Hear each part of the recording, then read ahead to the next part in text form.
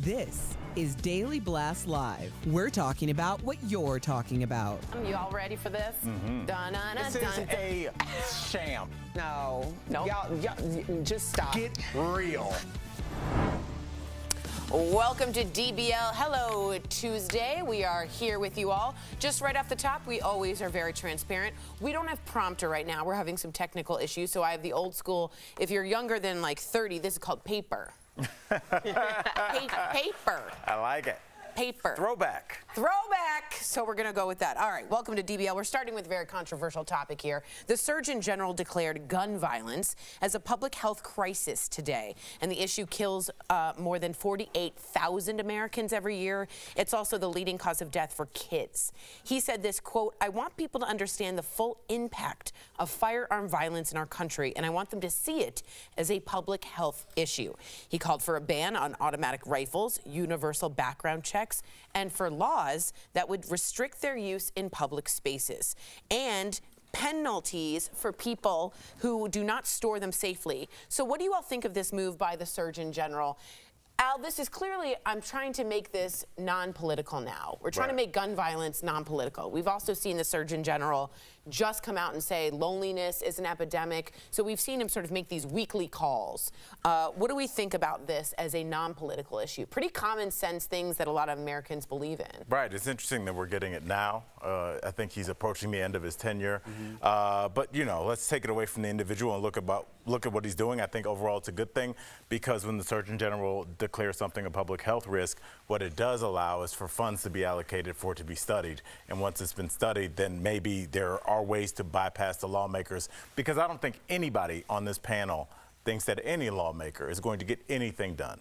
So armed with that knowledge, no pun intended, I think that maybe the way to go around that is by having the Surgeon General do something, and maybe it will enact some laws that people cannot slow track, because that seems as what happens with all our gun legislation. Yeah, this is tough, because if we're really talking about the truth of guns and gun violence, it's not emotionally political, but it's politically rooted. And because we don't have those conversations with transparency, that's the reason why we can't really talk about what the issue is. When we talk about gun violence in the inner city, it becomes a very much a race issue, right? When really it's a poverty issue, because there's a fight for resource. Anytime there's a lack of resource, there is going to be a fight for it, right? But we don't ever have the conversation about how inner cities were flooded with these weapons. Clearly, if you don't have money for food, how are you having money for anything else? We don't talk about the government's involvement in flooding the inner cities with these weapons. We also don't talk about the government's involvement with the guns being rooted in white supremacy in order to keep their enslaved people, and why this was such an important thing. So until we start having these conversations, it's really difficult to fix something when we're not being honest about where it's coming from. So you want to hear from the root of where it's stemming from. What do you think, Jeff? People say, look, the government's not doing anything. I'll just say, I don't trust a legislator to do anything.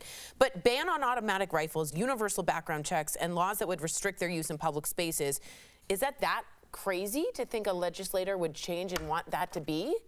No, I don't. That's very common sense. Yeah, right? You're a moderate. I'm very moderate, and I think those are perfect. Yeah. We have to do something, but it goes back to good old money, hard cash. Yeah. NRA. Guns kill people. Tobacco kills people. They're both still legal. You could still buy them all. The government and other people are making money off of people killing themselves. There's money involved in it, right? I'm just going to, everything Erica said is all true. But if you push all that away and just say, let's have some common sense here. Do you really need an AK-47 at your house in the suburbs? Is that really what you want around your kids, and then your kids have access to it? Because there's always that one outlier that has kittens in their back and then somehow has access to their irresponsible parents' gun. Right. So some sensible gun laws, I think, in my mind, are very good. Reasonable.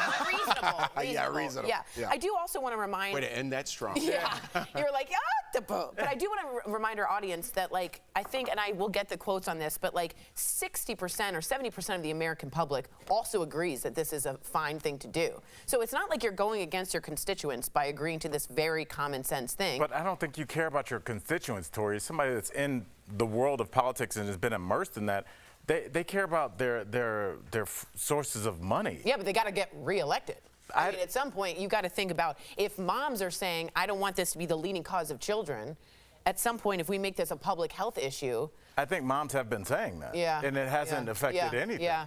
I just want to say, like, I am looking into getting a gun myself, right? Yeah. But I would totally follow those laws, right? My father, I grew up with guns. He was a hunter, very responsible. Things that people do in other countries. My dad, I asked him, he'd be happy to oblige, just as long as he could keep his guns. No, again, the far right is going to say, you don't touch my guns. Exactly. Well, then I'm going to moderate in saying, you don't need an AK-47. Yeah. If you want to go hunting or protect your house, I'm with you. I'm on your side. But to have AK-47s and assault rifles and assault weapons, look at all the school shootings.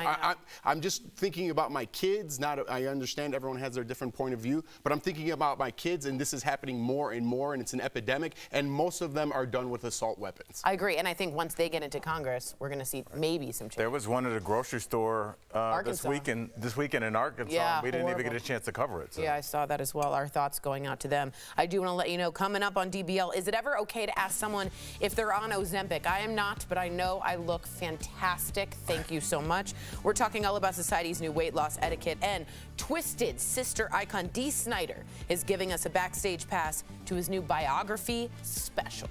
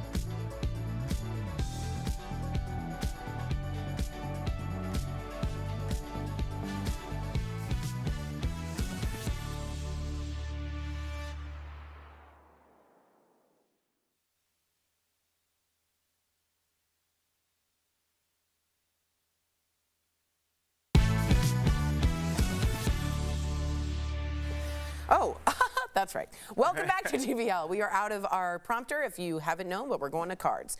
Have you ever found yourself in a situation when you run into someone, you haven't seen them in a while, and they've lost a lot of weight, and what do you think immediately? How did they lose that weight? So Barbara Streisand, if you remember, found herself the subject of social media scorn after she commented on a photo of a slimmed down Melissa McCarthy and asked, quote, "Did you take Ozempic?" So given the huge popularity of these new weight loss drugs and all the people who found success taking them, are there new weight loss etiquette rules? Can you ask people if they're taking medicine? I personally don't ask. But I also am just a person that's like, you look great, or something specific about that, like their hair or Sure. their, something that they're wearing. I see. I don't make it about the body. body, because I think I'm also kind of hyper aware of it too, because I've been all sorts of weights over the past 15 years of my life.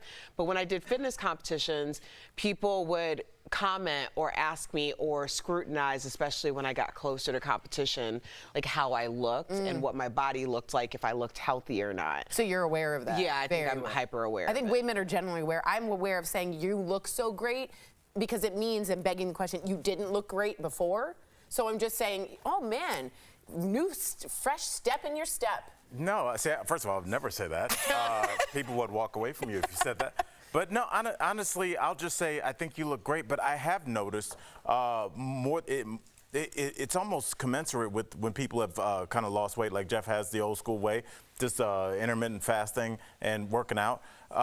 The people that I've met that have been on Mounjaro or Ozempic have been very forthcoming. Yeah, and very, right. because I don't think they see it as they should not. Right. They don't see it as a badge of shame. They see it as like, this thing has changed my life. I was walking around with 2 guys on my back and they're gone, and I can knock out steps now and run with my grandkids now. So they're like, you need to get on Mounjaro. If you can't get that one, people are anxious to talk to you about it, like you are with working out. Yeah. I try to avoid people at all costs. So Yeah. I'd I rather know. not talk to them.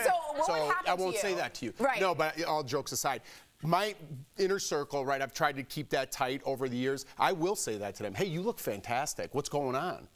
I'll say that because I feel comfortable. I lost 20 pounds since the New Year. If someone's like, you look great, thank you so much for noticing. I really appreciate that because I put in some hard work. Even if you're doing Ozempic to kickstart you or whatever you're doing, it's still you're doing something good for you. And I want to compliment you. If you take that as an insult, beat it. Yeah, I don't want to talk to you. I don't Right, want you for in my sure. life if you think I'm insulting you by telling you that you look good because of the hard work you put in the past couple weeks. Jeff, my wife is... please. Oh, yeah, I just want to say my wife was on Ozempic, right? She had some side effects and she got off. But she was on it, open about it, talked about it, tried to help other people with it. It just didn't work for her. And now she'll talk to you about that. Absolutely. If that's something. So if you're insulted by that, just maybe don't go outside. Yeah, I was just gonna say, I think the difference with us as guys is like we don't, our friends also don't sometimes shade us, and I think especially early on with people losing weight, and we were doing stories about is this person on it? Should they have said that they are because of their platform, that kind of thing. But I think mansplaining, I think that a lot of women were hesitant, at least at first, before it became more and more popular, to kind of deny it because people were like, well, she lost it the easy way. It's the shortcut. It was totally a the shade shortcut. way. It was a shade way to approach a compliment. But I like how you said there's no shame in that game. Right. Let it be. Yeah. Be open about it if that's what it's working for you. Remember, it's a blood, heart, health. I do want to be clear. Yeah. I have never had any issues with people complimenting me. Yeah. Okay? That's never been No, an me issue. neither. Even when some people were probably right about I didn't look healthy. I was still like, you have no idea how hard it was for me to get here. I look back and I was like, damn, they were right. But at the time I was like, I'll take you're it. not taking that work away from me. If I get a whistle from a construction worker, I bow. Wow. When was that? When did that happen? I'm gonna That suggest never not doing happened. 1991. Saturday Night not doing Fever. that. Yes. All right. Coming up on DBL, Jeff gets kicked off the pit. We're just kidding. We're talking Elf with is coming up next. with the one and only Dee Snider. He's looking back at the height of his rock and roll days in Twisted Sister. And stick around for today's deal blast because we got bargains on everything from luxurious sheet sets to a time-saving hair tool.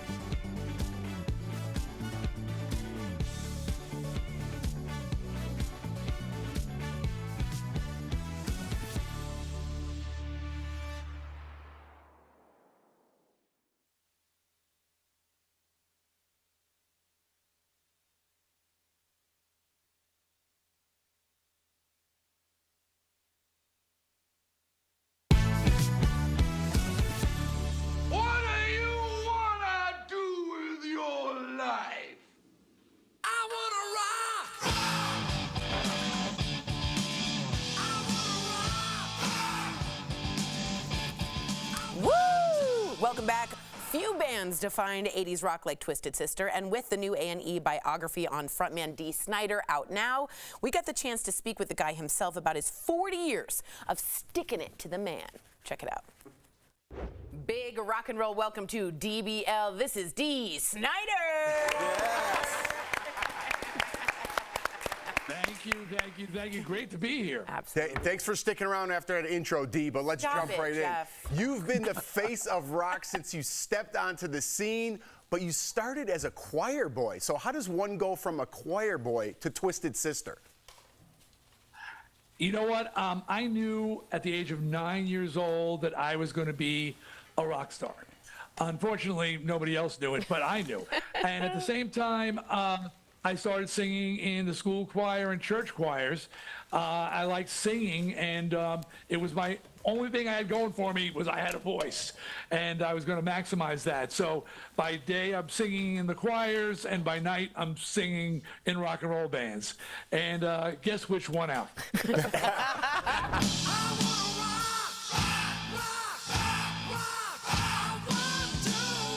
How did you come up with that distinct look for the band? Like, what was that inspired by? So, well, we had been around, literally, the band had existed for 10 years before you became aware of us. And when we started, it was women's clothing. Women's clothing and just like the most rudimentary, ridiculous makeup we put on our faces. And then I met my wife, Suzette, who I've been with for 48 years. And she sat me down one day and she said, "You're not pretty." I said, "What? I'm not pretty?" She goes, "You're not pretty. And you're not wearing makeup, you're wearing war paint." And she worked with me. She made all the Twisted costumes, did the hair, did the makeup, 48 years and counting. And so she's the one who sort of had that come to Jesus moment. There you She go. said, "Listen, this is dressing like a woman thing. It's not going to fly." We're Not Gonna Take It was an anthem for the youths at the time. That's still the anthem. I know. I sound 100 years old.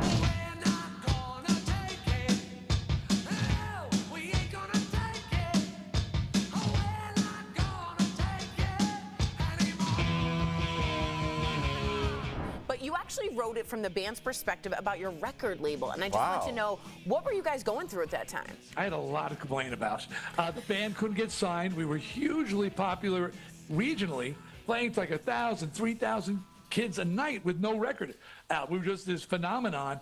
And then, of course, I had all the other gripes in the world, parents and all that stuff. And we're not going to take it. I was, mad at the world at that point in my life. But I wanted this song to be one that was left open to people putting their frustration into it. So all over the world now, this song has transcended the 80s, and it's the go-to song everywhere in the world. When you're mad as hell and you're not going to take it anymore, we're not going to take it. Yeah, that's what I say about Jeff all the time. Yep. All right, let's try to take one more question here. We only got about 30 seconds. But you wrote a Christmas song for Celine Dion, but she didn't know it was you for years.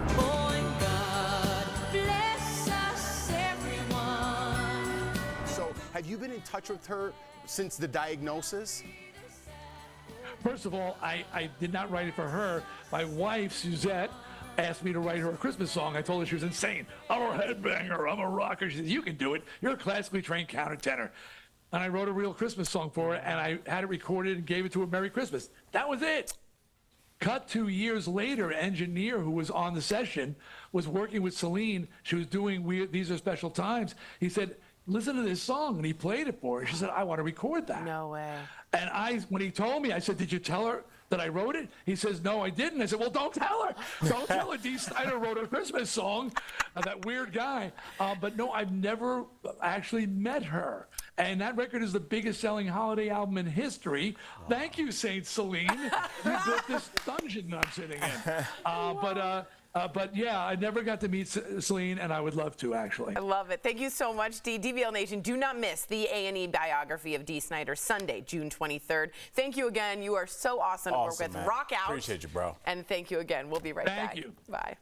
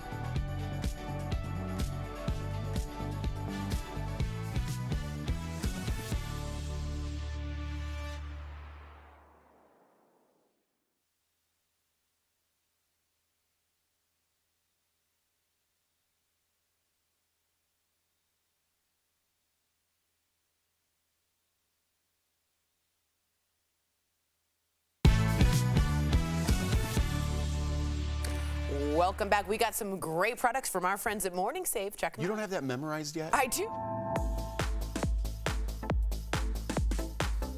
Steph, what do you have for us today? First up, we've got the Cathy Island 6-piece cooling sheet set.